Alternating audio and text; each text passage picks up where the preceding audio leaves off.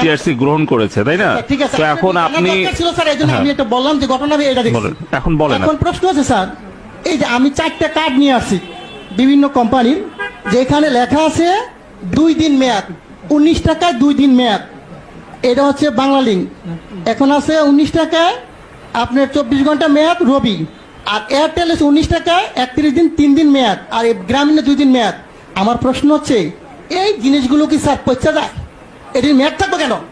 আমার প্রশ্ন হচ্ছে মানুষের টাকা আপনি মনে করেন আমরা যদি 20 কোটি লোক হই, যদি 20 টাকা করে ভরি, আর একদিন সবাই কথা বললাম না, কত হাজার কোটি টাকা এই কোম্পানি নিয়ে যাচ্ছে, সিস্টেমের মাধ্যমে নিয়ে যাচ্ছে। এর আগে আমি বলেছিলাম, একটা নিউজে দেখাইছে 17 মিলিয়ন ভিউ হয়েছে। ওদিন থেকে উচিত ছিল এই সিস্টেমটাকে বাংলাদেশে বন্ধ করে দেওয়া। আমি বারবার বলেছি গরিব মানুষ ভিক্ষা করে, সে 20 টাকা ভরে। আপনি হয়তো জানেন না, আজকে বললাম সে তার মা মারা গেছে, বাপ মারা গেছে, সে কথা